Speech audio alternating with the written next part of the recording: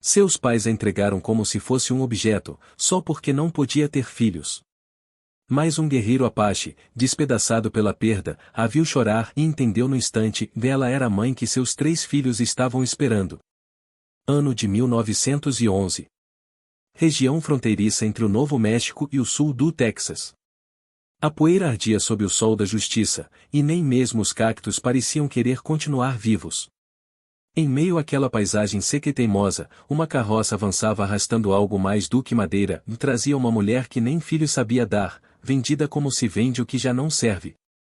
Estela ia sentada na parte traseira, entre sacos de grãos secos, cordas gastas, ferramentas enferrujadas e uma gaiola com galinhas que não cacarejavam fazia dias. Tinha acabado de completar 17 anos, embora em seu rosto já não houvesse nada da suavidade que costuma estar associada a essa idade, a vida tinha caído sobre ela cedo demais e com crueldade demais, e agora seu olhar, fixo no horizonte que não prometia nada, era feito de cinza, de resignação amarga e de perguntas que nunca foram respondidas. Suas costas, rígidas como se fossem de madeira, tentavam se manter eretas, não por orgulho, mas porque sabia que, se deixasse cair, não teria forças para se levantar de novo. Seus pais, sentados à frente da carroça, não pronunciavam palavra. Sua mãe apertava o rosário entre os dedos como quem segura uma corda para não se afogar, enquanto repetia orações mecânicas que já não tinham fé, apenas rotina. Seu pai, com o olhar fixo nos bois, não mostrava nem raiva nem tristeza, apenas conduzia as rédeas como se tudo o que estava acontecendo fosse parte do curso natural das coisas, como se entregar sua filha a outro homem fosse tão comum quanto vender uma mula ou trocar sementes. Porque era exatamente isso que ele estava fazendo, vendendo-a. Não com papéis oficiais nem contratos formais, mas com um acordo tácito e silencioso, forjado numa conversa breve e seca com um vizinho do leste, um homem viúvo, quarentão, duro como pedra velha e com menos palavras do que dentes na boca. O preço era tão simples quanto cruel, uma moça por um par de mulas velhas, um saco de farinha, um par de botas usadas e a promessa de um lote de terra sem água. O motivo? Diziam que Estela não servia. Que seu corpo não florescia. Que era mulher sem fruto. E numa época e lugar onde uma filha só tinha valor se trouxesse netos homens, Estela era pouco mais que um erro que precisava ser corrigido ou, na falta disso, trocado por algo útil. Aos 14 anos, sua mãe notou que o sangramento não vinha como deveria. Aos 15, foi forçada a tomar infusões com raízes amargas, a receber rezas em línguas antigas, a deixar que aplicassem ungüentos na parte baixa do ventre até que sua pele ardesse. Aos 16, quando uma vizinha deu à luz gêmeos e outra ficou grávida do 4º filho, seu pai simplesmente disse: "Não dá fruto. Não serve para esta terra." E a sentença foi selada. Então a entregaram. Sem cerimônia. Sem despedida. Sem choro. Quando chegou ao seu novo lar ou uma casinha maltratada pelo vento, com janelas que não fechavam, um teto que gotejava mesmo sem chuva e um estábulo que cheirava a esquecimento, o homem que a aceitara no acordo nem sequer a olhou nos olhos. Apenas apontou para uma cama de campanha no canto mais escuro e disse: "Dorme aí. Amanhã limpa." E desde esse dia, Estela desapareceu. Não literalmente, claro. Seu corpo ainda estava ali, cozinhando, varrendo, lavando, recolhendo ovos, remendando roupas, carregando água do poço, suportando os olhares sujos dos peões e os silêncios ásperos do patrão. Mas sua alma tornou-se invisível, como se o mundo já não tivesse portas para ela, nem nome, nem pele que valesse a pena ser tocada. Dormia pouco, falava menos, sonhava nada. E, no entanto, algo no mais profundo de si recusava-se a morrer por completo, uma semente que, embora enterrada em terra estéril, permanecia viva, esperando uma rachadura, uma centelha, um milagre. Esse milagre começou a tomar forma num domingo nublado de março, quando o povoado se reuniu para o funeral do filho mais novo da senhora Munhoz, que morrera de febre 2 dias antes. Estela, enviada para varrer as escadas da igreja antes da missa, viu os homens e mulheres chegarem com suas roupas pretas, rosários pendurados e rostos molhados pelo costume do luto. Mas entre todos eles, havia um que não se encaixava. Um homem sozinho, de pele cobreada, cabelos trançados e um andar firme, quase cerimonial. Não se sentou. Não falou. Apenas observou. Ao seu redor, 3 crianças, 2 andando ao seu lado e uma dormindo sobre suas costas, permaneciam em silêncio absoluto, como se tivessem nascido sabendo que sua presença não era bem-vinda. Ela não sabia seu nome. Apenas ouviu uma senhora murmurar: "É a Apache." Dos que não foram embora. Dos que ainda acreditam em seus espíritos. Dizem que perdeu a esposa no último inverno, disse outra. Que não falou mais desde então. Stella sentiu que seu peito, adormecido por tanto tempo, deu um leve golpe, como um tambor distante anunciando o começo de algo. Porque, embora não tenham trocado uma palavra, ele a olhou. Apenas por um segundo. Apenas um gesto. Mas foi suficiente. Naquela noite, Stella não conseguiu dormir. Não porque tivesse medo. Mas porque, pela primeira vez em anos, alguém a havia visto. E justo uma semana depois, como se o destino não suportasse ver uma mulher sem dono começar a lembrar de sua alma, o homem com quem vivia voltou bêbado, sujo, cansado da vida, faminto por poder, e com as intenções mais escuras desenhadas no canto dos lábios. Não pediu. Não perguntou. Apenas empurrou a porta do estábulo e avançou com a fivela do cinto numa mão e seu desejo rançoso na outra. Mas Stella, naquele momento, não pensou. Não chorou. Não gritou. Correu. E correu sem olhar para trás. Com os pés descalços, os olhos cheios de terra e o peito transformado em tambor de guerra.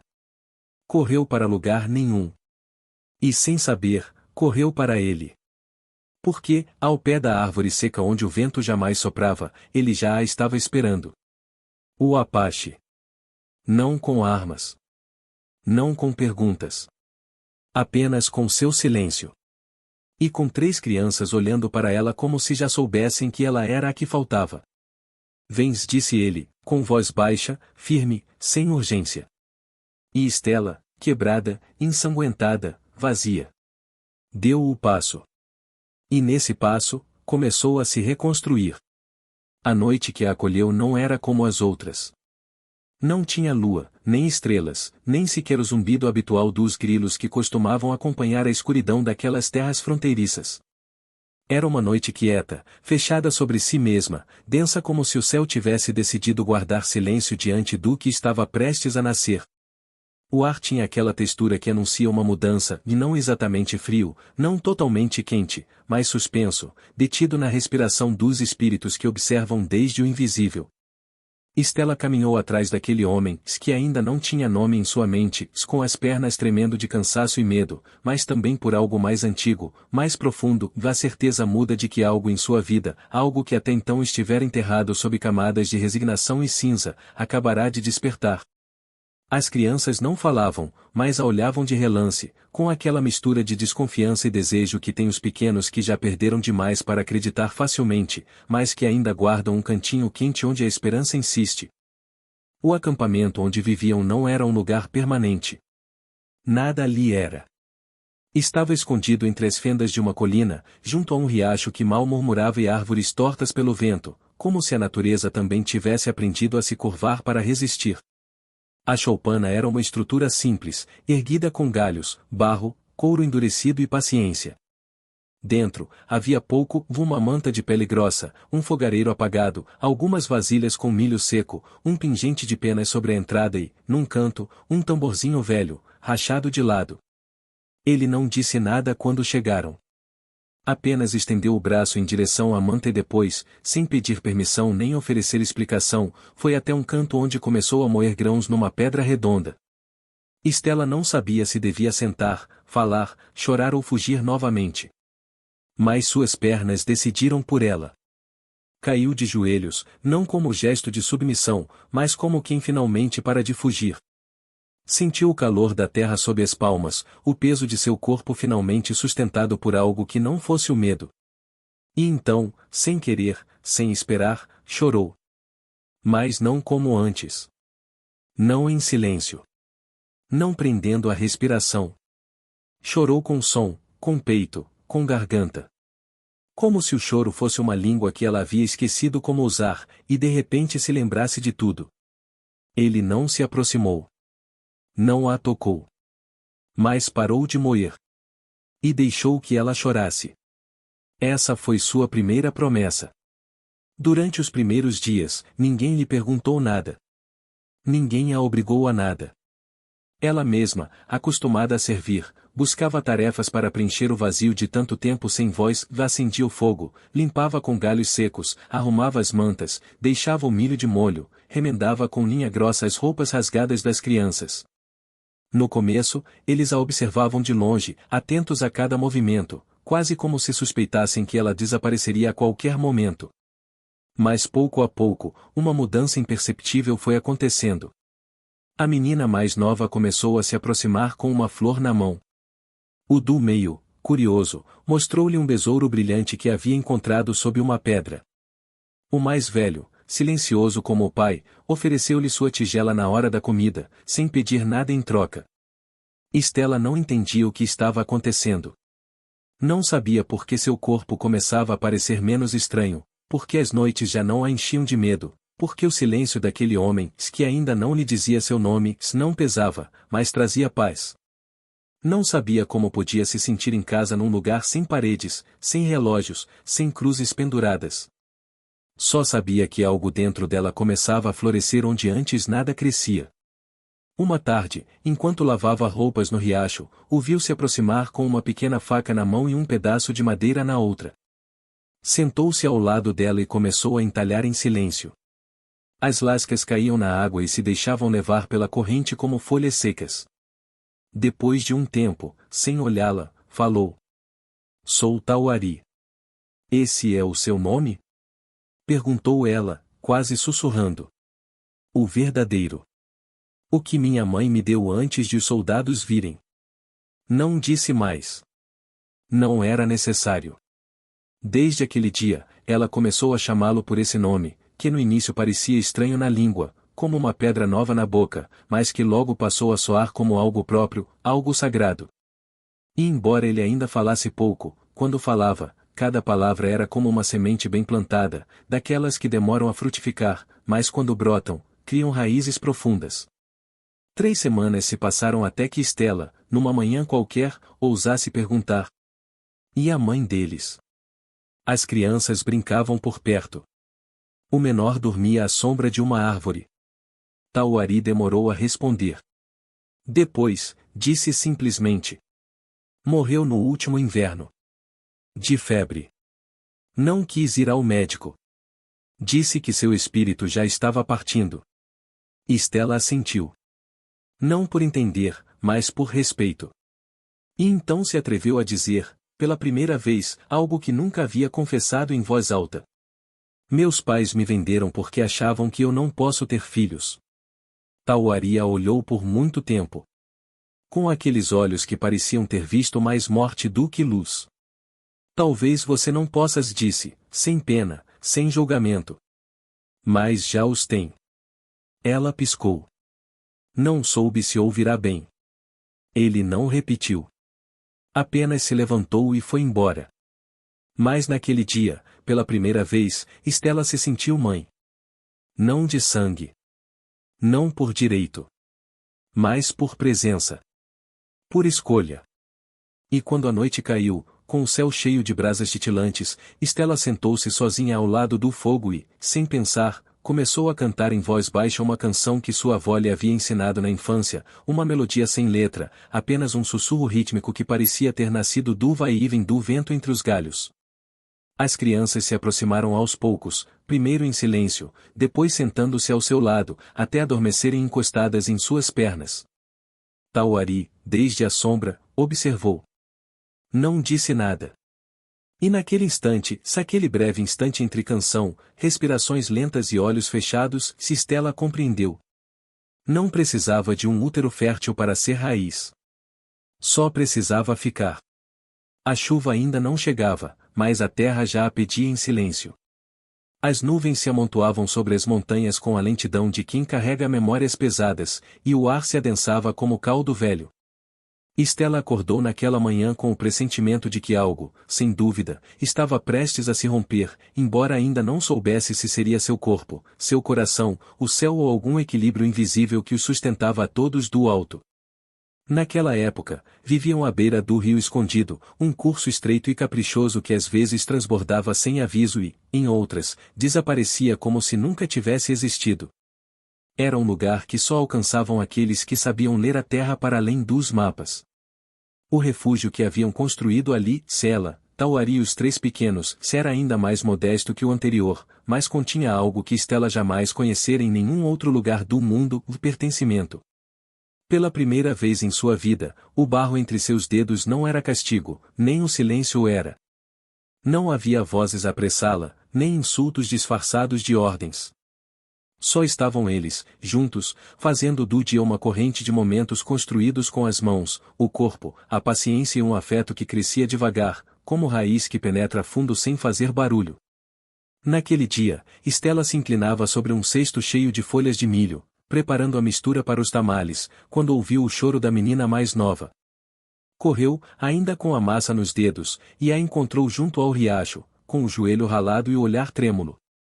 Ajoelhou-se ao seu lado, sem medo nem alarde, lavou o ferimento com água fresca e depois soprou sobre ele com suavidade, como quem afasta um mal antigo.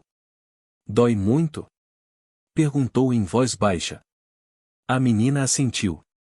"E agora?" perguntou de novo, enquanto colocava uma folha úmida sobre o machucado. A menina negou com a cabeça. E pela primeira vez desde que se conheciam, ela a abraçou por vontade própria. Foi um gesto simples, mas no corpo de Stella deixou uma marca profunda. Não era um abraço de costume. Era daqueles que surgem de um lugar ainda sem palavras, como um agradecimento da alma antes que a língua aprenda a dizê-lo. E nesse instante, enquanto sentia o calor pequeno daquele corpinho contra o peito, Stella compreendeu que estava sendo escolhida. Não por dever, nem por obrigação, mas porque sua ternura havia conquistado espaço, sem alardes, sem promessas. Ao cair da tarde, Tauari voltou com mais notícias. Estava caminhando para o leste, em busca de novos arbustos medicinais, quando avistou uma coluna de fumaça em direção ao povoado mais próximo. Dizia-se que os federais, ainda ressentidos pelas rebeliões indígenas e nervosos pelos rumores de revolução que vinham do sul, começavam a fazer batidas em comunidades isoladas, em busca de elementos desestabilizadores ou que pudessem esconder armas, ideias ou simplesmente diferenças que incomodassem a ordem branca. "Nos viram", disse, sem elevar a voz. "Não sei se virão. Mas agora sabem que não estamos sozinhos." Stella não respondeu de imediato. A simples ideia de ter que correr novamente, empacotar tudo o pouco que haviam conseguido construir, carregar as crianças por caminhos de poeira e risco, fazia com que cerrasse os dentes. Mas desta vez algo era diferente. Desta vez, não era apenas uma mulher fugindo. Era uma mãe protegendo. E isso, sem dúvida, muda tudo. "E o que faremos?" perguntou por fim, com uma firmeza nova em sua voz, não nascida da certeza, mas da convicção de que havia chegado o momento de parar de se esconder. Tauari a olhou como se visse algo pela primeira vez. Ela já não era a menina que recolheu na escuridão, nem a figura quebrada que se abraçava ao chão. Stella era agora uma chama morna, silenciosa, mas capaz de incendiar tudo o que tocava. E nesse cruzar de olhares, sem necessidade de mais palavras, decidiram ficar. Naquela noite, Stella não dormiu. Sentou-se junto ao fogo com os olhos abertos, como quem vigia não só com os sentidos, mas com a alma inteira. Sua mão direita acariciava o cabelo do menino do meio, que começara a ter pesadelos depois do que Tauari chamou de a lua quebrada, uma lua tão vermelha que parecia que o céu sangrava. Enquanto isso, com a esquerda, mantinha a chama do fogão acesa, não para aquecer, mas para que a fumaça continuasse subindo e confundisse qualquer olhar distante. A madrugada chegou sem sobressaltos, mas com um silêncio espesso demais. E ao raiar do dia, um estalo diferente a alertou. Não era animal. Não era vento. Era um passo humano. Stella se levantou, sem fazer barulho, pegou a faca mais afiada do cesto de raízes e se posicionou diante da entrada. O coração batia forte, mas não inteiramente por medo. Também, estranhamente, por algo parecido com fúria. Porque pela primeira vez na vida, tinha algo a defender. E estava disposta a fazê-lo. Mas não foi um soldado quem surgiu entre os arbustos. Foi uma mulher, velha, encurvada, com os cabelos longos e grisalhos, trançados até o peito, vestida com um poncho puído e os olhos cheios de histórias não contadas. Estela não abaixou a faca, mas também não se aproximou. A mulher levantou a mão em gesto de paz e falou com voz trêmula. Não venho ferir. Venho lembrar. Estela não compreendia. Mas Tauari, que acabará de voltar do monte com os pés cheios de barro, a reconheceu de imediato. É Siruana, sussurrou. Aquela que caminha entre os povos e traz os nomes esquecidos. Estela franziu o senho. E o que ela quer aqui? A anciã se aproximou, colocou uma pedra preta na palma de Estela e disse. Teu corpo não te fez mãe. Mas teu fogo sim. E venho te dar o nome que ainda não tens. Estela estremeceu. Porque entendeu que o que se aproximava não era apenas uma ameaça externa. Era uma transformação. E às vezes, o mais difícil não é sobreviver aos outros. É sobreviver à versão de si mesma que já não cabe na nova pele. O fogo ardia baixo, como se soubesse que precisava escutar. A chama mal dançava sobre a madeira úmida, e a fumaça, em vez de subir, se arrastava como serpente cansada. O céu não era azul nem cinza, mas de um tom entre cinza claro e osso, como se os deuses tivessem esquecido de pintar aquele dia. Ainda assim, o momento era claro. Imenso. Inquebrantável. Algo estava prestes a se definir. E nem o silêncio ousava interromper. Estela estava agachada diante da mulher anciã, Siruana, aquela figura mirrada pelos anos, mais imponente pela carga invisível que trazia. Era a primeira vez que alguém a olhava com uma mistura de reverência e reconhecimento, não por seu corpo, nem por sua utilidade, nem pela promessa que não conseguiu cumprir em outra vida, mas pelo que era agora, naquele instante, um espaço sagrado onde algo, talvez uma história, talvez uma semente, se estava nascendo sem pedir licença. O resto do mundo parecia suspenso. As crianças dormiam, enroladas nas mantas que ela mesma tecerá nos últimos meses. Tauari estava próximo, sentado sobre uma pedra com as costas eretas, olhos fixos no fogo, como se seu corpo estivesse ali, mas sua alma andasse por outro plano, atenta ao invisível. Ninguém falava. Ninguém respirava mais do que o necessário. Tudo era espera. Siruana pegou um punhado de terra seca do chão. Colocou-o num pote de barro que havia trazido consigo, misturou com cinza de pau doce, um pouco de água da sua cantil de couro, e uma gota de sangue retirada do próprio dedo, sem tremer. Estela observava sem compreender totalmente, mas com a certeza visceral de que cada um daqueles gestos tinha peso, tinha memória, tinha intenção.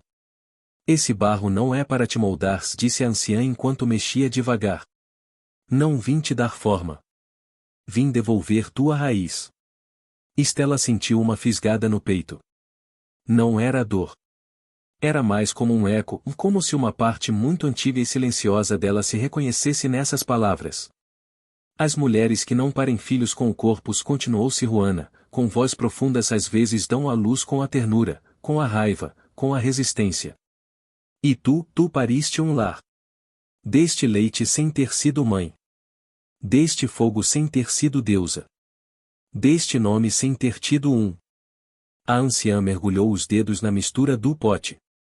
Tirou os cobertos com aquele barro espesso e se aproximou de Estela. Sem pedir permissão, começou a traçar lentamente linhas sobre sua testa, sobre suas bochechas, sobre o centro de seu peito. As linhas eram curvas, espirais, pontos que pareciam constelações. Não eram decorativas. Eram linguagem. Este barro é terra, cinza, sangue. É o que resta quando já não resta nada, sussurrou Siruana.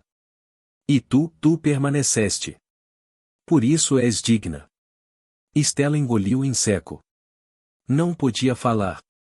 As palavras se encheram de nós, e sentia que qualquer som quebraria a cerimônia em 1000 pedaços. Mas quando Sirruana a olhou nos olhos e colocou o polegar bem entre suas sobrancelhas, sussurrou algo que a quebrou. Teu nome é Ievana. Na língua antiga, a que devolve a alma ao corpo. O vento soprou então. Não como brisa. Não como alívio. Foi um sopro denso, carregado de poeira, como se a terra inteira respirasse através das duas. E Estela, agora Ievana, fechou os olhos. Por um instante que não se pode medir em tempo humano, viu imagens em sua mente que não lhe pertenciam, mas que a habitavam, uma mulher jovem, de cabelos longos e pés feridos, atravessando um deserto com uma criança morta nos braços. Um rio que não era rio, mas sangue correndo entre pedras. Um tambor batendo nas profundezas de uma caverna. Uma prece sem idioma, sem religião, sem templo. Quando abriu os olhos, não era a mesma. Não porque algo místico a houvesse transformado. Mas porque, pela primeira vez, sentia o direito de habitar-se sem culpa.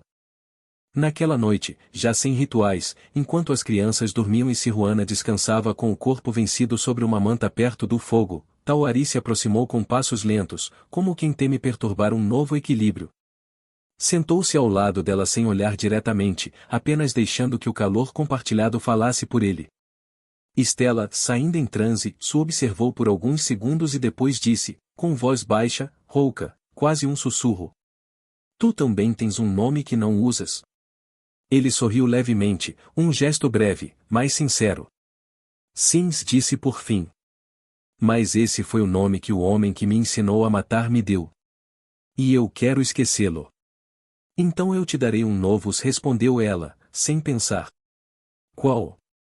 Aquele que usares no dia em que não precisares te defender de nada. Tauari assentiu, sem dizer mais. Não era uma promessa. Era uma espera. Mas a calma não dura para sempre. Ao amanhecer, quando os galos ainda não cantavam e o céu tinha aquele tom entre azul escuro e púrpura dos momentos liminares, Sirruana se levantou com dificuldade, pegou seu bastão e disse, sem olhar para trás. Vou embora. Minha função já terminou. Ievana quis detê-la. Quis perguntar tantas coisas. Mas a anciã levantou a mão com suavidade. Não me sigas. Não me chames. Tudo o que precisavas, já levas contigo. E então a viu partir, desaparecer na poeira do caminho como uma sombra que nunca pediu para ficar. Ievana, seu nome ainda era novo, ainda doía um pouco na boca, ficou de pé diante do amanhecer. Seu peito nu, coberto apenas pelo barro seco da cerimônia. Seus olhos úmidos, mas sem lágrimas. Suas costas eretas. E o mundo inteiro parecia conter o fôlego. Porque naquele exato momento, sem necessidade de palavras, sem fogos nem revelações divinas, ela escolheu permanecer em si mesma. Não como filha, nem como esposa, nem como mãe por obrigação. Mas como quem voltou do silêncio. Com nome próprio. E enquanto o primeiro raio de sol tocava suas mãos, soube com uma certeza feroz. A maior batalha não seria contra os homens que viriam. Mas contra a voz interna que ainda dizia que ela não merecia tudo aquilo. Desde o momento em que Sirruana desapareceu entre as sombras dos montes, sem olhar para trás nem pronunciar um adeus, algo profundo, quase tectônico, começou a mover-se dentro de Ievana. Não foi uma revolução de gestos, nem uma explosão visível. Foi mais como um deslizamento interno, como se todas as vozes caladas que ela havia engolido durante anos começassem a buscar saída entre suas costelas. O silêncio, que até então fora refúgio, começou a parecer uma jaula. E dentro dessa jaula, algo velho começava a morrer. E algo muito mais forte estava despertando. A terra naquela região falava pouco, mas com uma intensidade que não precisava de enfeites. O rio silencioso, fiel ao nome, corria com paciência ancestral, como se não precisasse de velocidade por já ter visto tudo. Os dias eram longos, o vento trazia cheiro de ferro e lavanda seca. E cada entardecer caía sobre a pele como um cobertor quente carregado de memória. Ievana havia se tornado o centro invisível de uma nova constelação. Não sabia ao certo, mas sentia, as crianças a rodeavam com uma naturalidade que não exigia nada, simplesmente sabiam que estavam amparadas. Tauari a olhava com uma mistura de respeito, desejo e temor, como se soubesse que algo estava se gestando entre eles que não podia ser nomeado sem ser profanado. Não era amor no sentido tradicional. Era outra coisa. Mais selvagem. Mais lenta. Mais verdadeira. A rotina havia se transformado em rito. Ao despertar, ela caminhava descalça ao redor da cabana, tocando a terra com a sola dos pés, como se buscasse permissão para começar o dia. Depois moía a raiz de uizashi, misturava cascas, fervia a água com sálvia, preparava as infusões que curavam além do corpo. Enquanto isso, as crianças riam, brigavam, caíam, se levantavam. Cada uma delas parecia trazer um pedaço do mundo antigo em seus gestos. O menor, Eka, balbuciava palavras que não existiam, mas que, saindo de sua boca, soavam como preces. Izel, com as mãos sempre cobertas de poeira ou seiva, falava pouco, mas ouvia tudo. E Tozek, o mais velho, já começava a fazer perguntas que nenhuma criança deveria fazer tão cedo. Numa tarde, enquanto colhiam casca de álamo para preparar um remédio para a tosse de Eka, Ivana se deteve de repente. Não foi uma visão nem uma epifania. Foi uma lembrança. Um fragmento esquecido que se levantou como uma lança desde seu ventre. Voltou a ver, sem querer, o rosto da mãe no dia em que lhe entregaram um vestido branco e a empurraram dentro de uma carroça. Não houve lágrimas. Apenas aquela frase dita sem olhá-la nos olhos: "Você não serve para dar netos. Mas ao menos poderá servir para algo." O ar escapou de seu corpo como se alguém o tivesse arrancado à força. Caiu de joelhos entre os arbustos. Tauari, que a acompanhava, correu até ela, preocupado. Mas quando tentou tocá-la, ela levantou uma mão trêmula e sussurrou: "Não me toque. Não agora." Não era rejeição.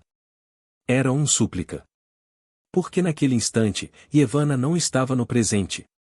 Estava atravessando outra vez todos os corredores do seu passado, e precisava fazê-lo sozinha. Essa noite não houve fogo. Não houve canções.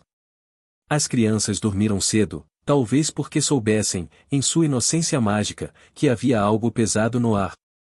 Ivana sentou-se sozinha à beira do rio, com os joelhos recolhidos, a cabeça baixa e as mãos enterradas na lama fria. A água lambia seus tornozelos como uma língua velha, como um animal que a reconhecia. Tauari chegou sem fazer ruído, sentou-se a alguns passos dela e, sem dizer nada, começou a entoar uma melodia. Não era uma canção com palavras. Era mais uma vibração profunda, parecida ao murmúrio de uma pedra quando você a toca com a testa. Uma canção ancestral que falava daqueles que haviam perdido o nome e o estavam buscando entre o mato e os ossos. E Ivana chorou. Não com gritos. Não com drama. Chorou como choram as montanhas, em silêncio, deixando que a água brote até formar rios. E nesse choro, sentiu que enfim começava a esvaziar a ferida mais antiga de todas, de ter sido negada desde antes de nascer. Quando finalmente se levantou, com o rosto sujo e os olhos inchados, caminhou até Tauari, sentou-se diante dele e disse: "Carreguei tanta vergonha por não poder parir que me esqueci de que ainda posso dar vida de muitas formas." Ele assentiu. Não disse nada. Mas seu olhar foi como um abraço sem braços. Um refúgio sem paredes. Então, sem avisar, Ivana tomou a mão de Tauari, a colocou sobre seu peito, exatamente onde o barro seco ainda deixava marcas da cerimônia com Siruana, e sussurrou: "A partir de hoje, eu decido o que floresce aqui." E nesse instante, sem promessas, sem altar, sem sacerdote, sem nenhuma palavra de amor, se uniram. Não com o corpo, mas com algo mais íntimo, a vontade de permanecer. Mas justo quando a calma parecia se instalar como um hóspede bem-vindo, Tozek, o menino mais velho, irrompeu correndo desde a cabana. Sua voz carregava uma urgência que gelou o sangue dos dois adultos. "Há homens na colina. Vi fumaça. E não é nossa." E Ivana e Tauari se olharam. O rio deixou de soar por um segundo. Porque o passado ainda não os havia soltado. O vale, até então tranquilo, começou a mostrar sinais que só os atentos podiam ler: galhos que estalavam sem vento, aves que não cantavam ao amanhecer, e um silêncio espesso que se infiltrava até mesmo entre os pensamentos. E Evanna, com os pés descalços sobre a terra rachada, olhava o horizonte sem piscar. Sabia. Sabia havia dias, embora não quisesse admitir. A fumaça que começava a aparecer pelo norte não era de fogueiras camponesas nem de incêndios acidentais. Era uma fumaça limpa, reta, firme, como uma lança de cinza erguida contra o céu. Não havia dúvida, eles estavam vindo. Ainda não sabiam quem, nem quantos, mas ela sentia, no mais profundo de seu ventre, que aqueles passos não eram para negociar, nem para cumprimentar, nem para conviver. Eram passos de conquista. De posse. De apagamento. Tozek também sabia, embora sua forma de entender o mundo fosse diferente. O guerreiro Apache que um dia enterrou a esposa entre cantos e fogo já não era apenas um sobrevivente, era o guardião de uma família nascida do luto e do milagre, da perda e do reencontro. Caminhava todas as noites pelas bordas do vale com o silêncio de um lobo, mas com o peso de um pai. Havia adotado não só as crianças, mas a história daquela mulher que um dia apareceu como sombra e agora brilhava como raiz. E se algo ameaçasse aquele fogo que haviam acendido juntos, ele não seria o primeiro a cair, mas seria o último a deixar de lutar. Naquela noite, enquanto as crianças dormiam entre mantas ásperas, com os pés sujos mas a alma tranquila, Evanna sentou-se ao lado do fogo. Não tecia, não cozinhava, não falava. Apenas olhava. Em suas mãos segurava um pequeno fragmento de osso talhado, um que o menino do meio havia encontrado e que ela transformará em amuleto. Ela o esfregava com suavidade, como se quisesse despertá-lo, ou talvez invocar algo que pudesse ajudá-los a resistir. Não rezava, mas dentro dela, cada batida era uma oração muda, uma súplica sem palavras, um feitiço ancestral que só as mulheres feridas sabiam pronunciar sem abrir a boca. Tozek sentou-se diante dela, cruzando as pernas com lentidão, como fazem os homens que não precisam demonstrar força porque já a carregam tatuada em cada cicatriz. Não disse nada. Não perguntou nada. Apenas a olhou. E nesse intercâmbio silencioso, algo foi selado. Não era uma estratégia de guerra. Não era um plano de defesa. Era uma decisão e não iam fugir. Não desta vez. Não depois de tudo o que haviam construído, enterrado, curado. Se viereis, disse ela, sem levantar o olhar do fogo, que nos encontrem com os pés cravados nesta terra. Não escondidos. Não suplicando. Sembrados. Tozek assentiu. Não foi preciso mais.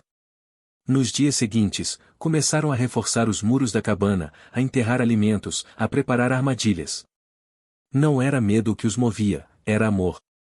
Um amor feroz, cheio de unhas e dentes, de suor e de terra debaixo das unhas. Um amor que não buscava ser admirado nem compreendido, mas protegido. E Evanna talhava símbolos na madeira das portas, nas pedras do fogão, nos ossos que pendiam do teto como pequenos guardiões mudos. As crianças a ajudavam sem entender completamente, mas com aquela seriedade sagrada que só os pequenos podem ter quando sentem que estão participando de algo importante. E, no entanto, enquanto seu corpo se movia, seu espírito começava a rachar por dentro. Não pelo medo do fogo que se aproximava, mas por outro fogo mais antigo, mais cruel, mais difícil de apagar, daquele que a fez sentir que não merecia ser mãe, que a marcou com o estigma da infertilidade como se fosse uma falha de nascimento, uma vergonha a carregar. Cada vez que olhava para as crianças, uma parte dela se perguntava se estaria fazendo o suficiente, se era digna desse milagre que a vida lhe dera sem esperar. Na noite do quinto dia, enquanto o vento soprava com força entre as árvores e a fumaça do norte já era uma linha constante no céu, e Evanna não conseguiu dormir. Saiu sozinha, caminhando até o riacho que cruzava o vale, e ajoelhou-se na água gelada. Não chorou. Não rezou. Apenas afundou as mãos na corrente, como se quisesse que a água levasse algo que já não podia sustentar. Não sei se poderei protegê-los, sussurrou, sem se dirigir a ninguém. Mas tentarei até o último suspiro. Atrás dela, Tozek a escutava. Não a interrompeu. Não se aproximou. Apenas fechou os olhos, apertou os punhos, e em silêncio, prometeu a si mesmo que se o mundo ousasse tocar aquela mulher outra vez, teria que fazê-lo caminhando sobre seus ossos. E justo quando o primeiro raio do amanhecer tocou o cume da montanha, algo se moveu entre as árvores do norte. Não eram cervos. Não eram aves. Eram passos. Lentos. Organizados. E Evanna os sentiu antes de vê-los. Seu corpo soube. Sua alma gritou. A guerra que ela não havia começado vinha por ela. E por aquilo que havia construído com amor. Amanheceu o primeiro dia de inverno do ano de 1914 com um céu rachado por nuvens grossas e uma claridade disforme, como se o próprio sol também se recusasse a olhar o que estava prestes a acontecer. O ar, geralmente seco naquelas terras, trazia uma umidade estranha, um cheiro denso de casca rompida, de couro molhado e de terra revirada. Era como se toda a natureza tivesse percebido a tensão invisível que havia se espalhado pelo vale como uma teia sutil tecida durante a noite. Nenhum animal se deixou ver. Nenhum pássaro cantou. Tozek havia despertado antes dos demais. Permaneceu imóvel na entrada da cabana, com os olhos cravados no horizonte como se esperasse ver alguém que sabia que viria. Não era um vigia, não no sentido convencional, era um homem que compreendia os sinais do tempo, não os dos relógios nem calendários, mas os da alma coletiva, da memória da terra e dos fantasmas que a percorriam sem serem vistos. Sentiu que aquele dia não seria como os outros, não porque tivesse medo, mas porque havia aprendido a ler o tremor dos galhos, o grunhido surdo das pedras e o silêncio excessivo dos riachos como uma linguagem antiga que poucos sabiam decifrar. E Evanna despertou com uma pontada no peito. Não era dor física, era uma sensação densa, quase sólida, que nasceu na boca do estômago e se estendeu como um batimento errático por todo o corpo. Levantou-se com lentidão, cuidando para não acordar as crianças que dormiam com a inocência de quem ainda não conhece o fio da traição nem o peso de uma história marcada pela violência. Cobriu os ombros com o manto de lã que havia tecido na estação passada e saiu, encontrando Tozek observando na direção norte. Não houve necessidade de palavras. Seus olhares se encontraram e, nesse cruzamento, disseram tudo, havia chegado a hora. Naquela manhã, o primeiro disparo não foi exatamente um disparo, mas um aviso. Um galho quebrado, um cavalo relinchando à distância, o eco de uma bota pisando firme demais sobre o mato seco. E depois, o silêncio absoluto, aquele que precede a invasão. E Evanna sentiu que a pele endurecia, que o sangue mudava de ritmo. Correu para a cabana, acordou as crianças com ternura, mas com urgência, envolveu-as em mantas, sussurrou canções ao ouvido como se quisesse convencê-las de que tudo ficaria bem. Mas não mentia, sabia que ficaria, porque ela já não era a mulher vendida por não parir, já não era a sombra que se escondia entre as paredes de casas alheias, já não era a moça que chorava em silêncio sob a lua. Era outra. Era todas. Era a mãe. E uma mãe, quando tocam seu ninho, vira fogo. Tozek já estava com a faca amarrada à coxa e o velho rifle encostado à porta. Não tinha muitas balas, mas também não precisava de muitas. O que ele tinha era uma vontade inquebrantável, uma certeza tatuada na alma de que os que amam têm direito de lutar, mesmo sabendo que podem perder. E essa era a diferença, os que vinham traziam raiva, sede de terra, de domínio, de apagar o que não compreendiam. Mas eles, os que estavam dentro da cabana de barro e raiz, tinham algo que o ódio não pode imitar, e tinham razão. Tinham fogo nascido do amor. E quando o primeiro intruso cruzou a linha invisível que rodeava o lar deles, o fez com passos seguros, com o olhar de quem acredita que nada pode dar errado. Mas estava enganado. Porque do interior do mato saiu um assobio curto, depois um golpe seco, e em seguida o corpo caindo no chão com um gemido contido. Foi Tozek, que havia esperado o momento exato, que havia contado os segundos, que havia respirado junto à árvore como se fosse parte dela. O segundo intruso foi mais violento, conseguiu disparar, mas sua bala se perdeu entre os troncos. A resposta de Evanna não foi com armas.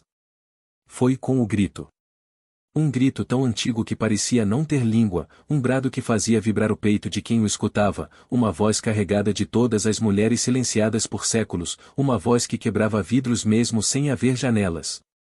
E esse grito fez os que vinham hesitarem. Fez com que parassem por um instante. Apenas um instante. Mas às vezes, um segundo basta para mudar o curso de uma história. Enquanto isso, as crianças estavam escondidas na caverna que haviam cavado juntos dias antes, cobertas com peles, com pequenas pedras nas mãos como se fossem talismãs. O mais velho deles, aquele que havia deixado de falar quando a mãe morreu, começou a cantarolar uma canção antiga que Evanna lhe havia ensinado. Uma canção sem letra, apenas com notas do peito, daquelas que curam sem precisar de sentido.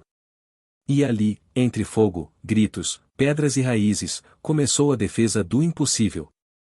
A defesa de uma mulher que não podia dar vida, mas que havia aprendido a entregá-la sem condições. E enquanto o sol começava a se erguer, vermelho e espesso como uma ferida aberta, Evanna soube que aquele dia não seria esquecido por ninguém. Porque nem todos os dias o mundo escuta uma mulher que arde. O inverno de 1915 não chegou com estridência, nem com vendavais violentos, nem com tormentas anunciadas por céus rasgados, chegou como uma presença espessa, silenciosa e persistente, como se a própria terra decidisse prender a respiração em sinal de respeito pelo que estava prestes a acontecer. As montanhas amanheciam cobertas por uma névoa baixa que não se dissipava completamente durante o dia, e as árvores, quase nuas, pareciam se inclinar em sinal de luto. Havia no ar um cheiro constante de lenha úmida, de cinza que ainda guardava o calor de incêndios passados, e um silêncio tão absoluto que até os grilos, que nunca se calavam, pareciam respeitar. E Evanna, com os cabelos presos numa longa trança que já começava a mostrar fios prateados, caminhava com passo firme até a beira do riacho todas as manhãs, não por necessidade, mas por costume, por esse impulso profundo que tem os que viveram o despojo e entendem que a água, como a paz, só se mantém se for buscada todos os dias. Em seu andar, não havia nem urgência nem preguiça, havia a serenidade de quem aprendeu a sobreviver sem medo, mas também sem ilusões desnecessárias. Tozek havia se tornado mais calado com o passar dos dias, e embora seus silêncios não fossem duros como no passado, mas suaves como o musgo que cresce sobre a rocha antiga, Evanna podia sentir que algo dentro dele se movia, como se pressentisse que o tempo da quietude estava prestes a acabar. A cada noite, ele se sentava perto do fogo sem dizer uma palavra, afiando lentamente sua faca ritual enquanto as crianças dormiam abraçadas sob cobertas tecidas por ela. E ela o observava, com os olhos semicerrados, agradecendo em silêncio aquela forma rústica e feroz de amar que ele tinha, uma forma que não sabia dizer o eu te amo, mas que construía cercas, colhia raízes e mantinha o fogo aceso durante a noite mais fria. As crianças, por sua vez, começavam a despertar para o mundo com a inocente gravidade de quem não sabe que carrega uma história quebrada nos ombros. O mais velho, Akai, havia começado a perguntar por sua mãe de sangue, e embora Evanna não o silenciasse, respondia sempre com a verdade simples que aprendeu a cultivar: o sangue nem sempre cria. Às vezes, o que te faz filho é o calor do peito onde choraste. E Akai, ainda com dúvidas no olhar, se abraçava à sua cintura e adormecia sem mais perguntas. E Evanna já não era a mulher que foi vendida como uma cabra doente, ou já não era a jovem descartada por ser um ventre estéril, nem a sombra que chorava nos cantos de uma casa que nunca foi sua. Era outra. Tinha encontrado no corpo alheio de um guerreiro quebrado e nos olhos órfãos de 3 crianças, uma forma de parir a si mesma, uma maneira feroz e cotidiana de renascer a cada dia sem necessidade de sangue nem sobrenome.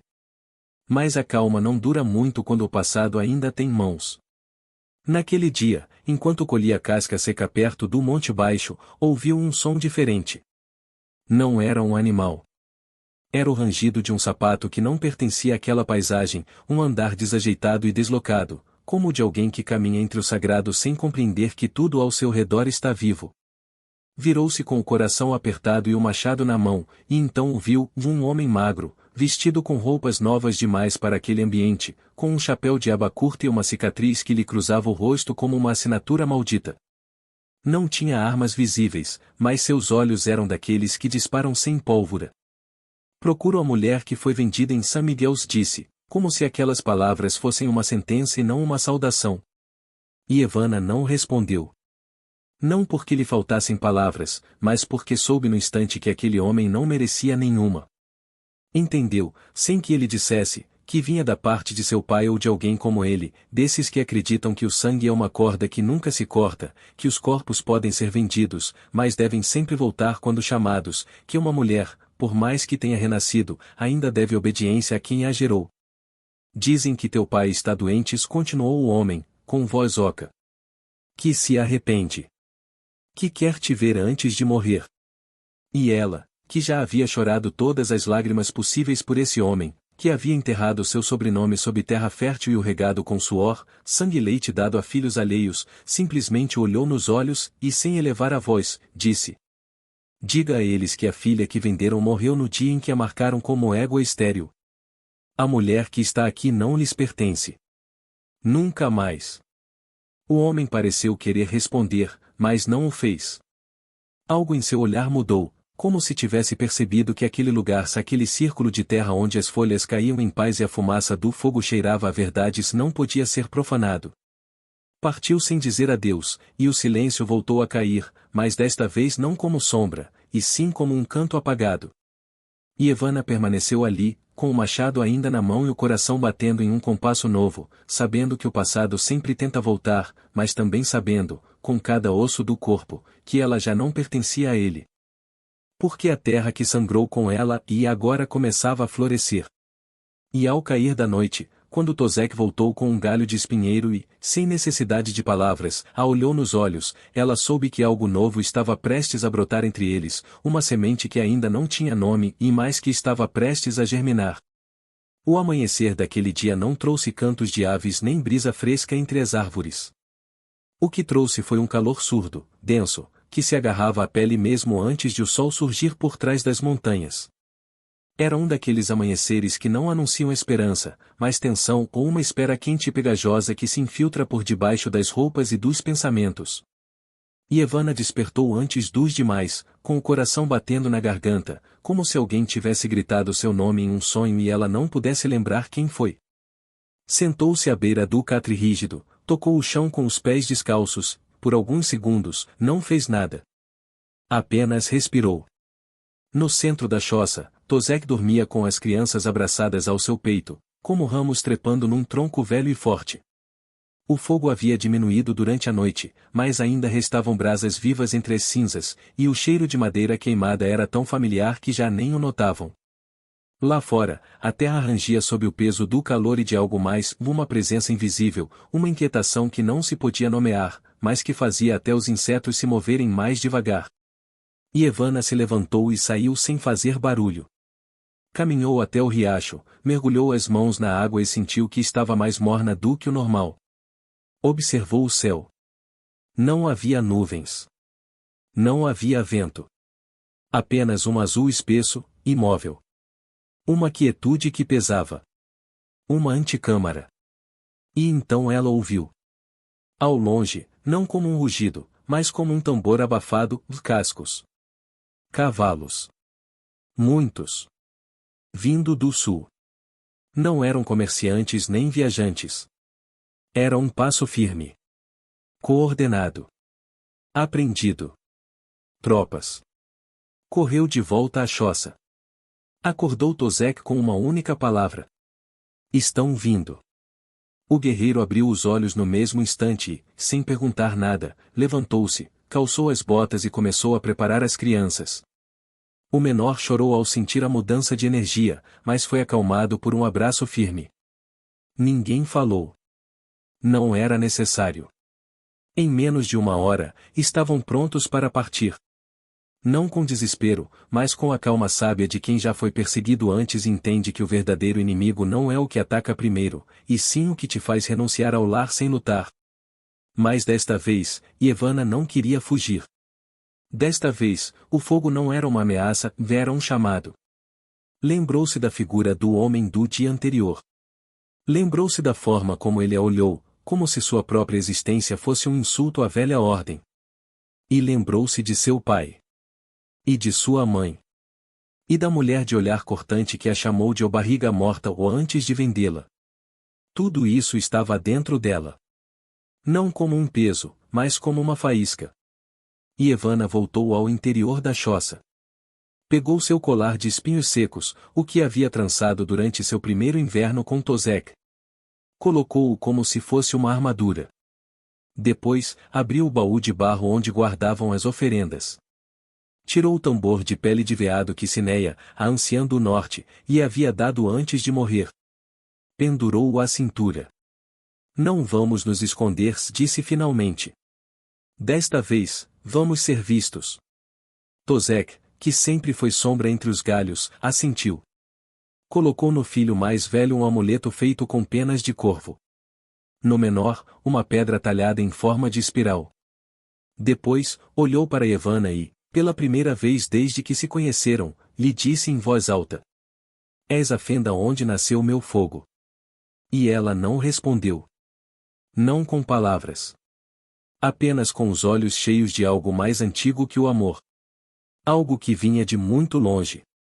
Algo que dormiu no sangue de muitas mulheres antes dela. E quando o sol alcançou o ponto mais alto do céu, os cavaleiros surgiram entre a poeira. Uniformes claros. Rostos curtidos. Um estandarte erguido com um emblema que misturava igreja e governo. Vinham buscá-la. Mas o que encontraram não foi uma mulher em fuga. Foi uma mãe de pé, com um tambor na mão, um fogo no olhar e uma família às costas. E antes que qualquer um deles falasse, Evanna bateu no tambor uma vez. E o eco, e não cessou.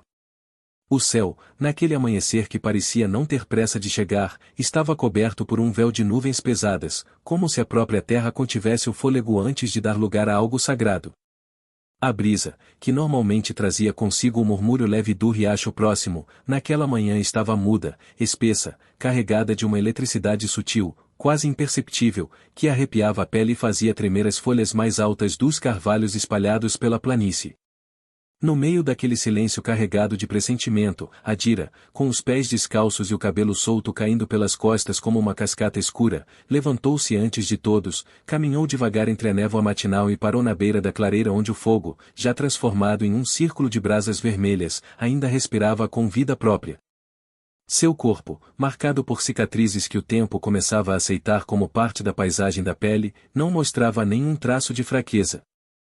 Havia em sua postura algo que não pertencia ao mundo dos vencidos. Embora a história que a precedia estivesse tecida com abandono, humilhação, dor e perda, o que agora a sustentava era uma força nova, nascida não da vingança nem do rancor, mas do amor profundo que havia semeado com cada gesto, cada noite em claro, cada abraço dado aos filhos que não nasceram de seu ventre, mas sim de sua alma aberta.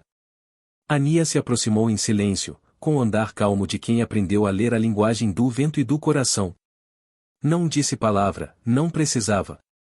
Colocou-se atrás dela, apoiou uma mão firme em suas costas e juntos contemplaram o horizonte onde, ao longe, as primeiras luzes do sol começavam a tocar a terra como um perdão antigo. Theon e Apuni despertavam na choça, ainda sonolentos, enrolados em cobertas tecidas por Adira durante noites longas cheias de relatos contados em meia voz. Aquela família, formada não pelo sangue, mas pela decisão, havia se tornado algo maior do que a soma de suas partes, era um símbolo, semente, eco de um futuro que desafiava tudo o que o mundo dizia que deveria ser. Naquele dia, como haviam combinado há muito tempo, caminhariam rumo ao norte. Não por fuga, mas pela necessidade de compartilhar o que haviam construído em silêncio. O mundo lá fora ainda estava cheio de crianças órfãs de ternura, de terras estéreis esperando raízes, de mulheres quebradas por dentro procurando uma fresta de luz. E Adira, que um dia foi vendida como se seu valor estivesse ligado à sua capacidade de parir, agora caminhava de cabeça erguida, com um filho de cada lado e um homem que jamais tentou possuí-la, mas escolheu amá-la livremente. Ao meio-dia, quando o sol já aquecia as costas e fazia brilhar as pedras do caminho, pararam sobre uma colina de onde se podia ver o mundo em sua extensão aberta. Adira, suando, com os lábios ressecados, mas os olhos acesos, virou-se para as crianças, abraçou os dois, e sem dramatismo nem cerimônia, disse que era hora de continuar caminhando, não por necessidade de chegar, mas porque o simples ato de avançar juntos já era uma forma de curar tudo o que um dia foi ferida. Naquela noite, quando encontraram uma nova clareira e acenderam o fogo, não falaram muito. Comeram raízes cozidas, compartilharam frutas secas e riram com as histórias atrapalhadas de Theon. Apuni tocou a flauta que Ania havia talhado meses antes, e Adira, com os pés esticados em direção ao calor das chamas, fechou os olhos por um momento. Ao abri-los, o céu estava coberto de estrelas, e pela primeira vez em muitos anos, ela não sentiu medo. Sentiu pertencimento. Sentiu que sua história, por mais dolorosa que tivesse sido, não foi uma condenação, mas um caminho. Naquele instante de quietude absoluta, com o som da flauta preenchendo o ar como um fio invisível de consolo, Adira compreendeu que não precisava que o mundo reconhecesse sua existência. Ela já o havia feito. Havia se reconhecido no olhar das crianças, no silêncio de Ania, em cada flor que brotava do chão onde antes havia cinzas. E então sorriu, não com euforia, mas com aquela paz imensa de quem finalmente entende que viver não era sobreviver, e sim se entregar por completo àquilo que transforma a dor em raiz. E assim terminou esta história. Não com uma morte. Não com uma batalha. Não com um final trágico nem com um final perfeito. Mas com vida. Vida tecida com choro, com barro, com perdas, com ternura. Vida carregada de significados que não cabem em palavras. Vida que floresce sem pedir licença nas margens de um mundo que insiste em dividir o que nasceu para se unir. Porque um dia existiu uma mulher chamada de inútil por não poder ter filhos. E existiu um homem que viu, em seu choro, a promessa de um lar. E sem saber, entre os dois, construíram uma história que não precisava de sobrenome. Apenas fogo. Apenas amor. Apenas raiz. Se esta história deixou uma marca na sua alma, nos dê um ou curtir. Escreva nos comentários a palavra amor ou para que saibamos que você chegou até o fim. Compartilhe esta jornada com alguém que acredita em segundas chances e inscreva-se no canal para mais histórias que curam, inspiram e transformam.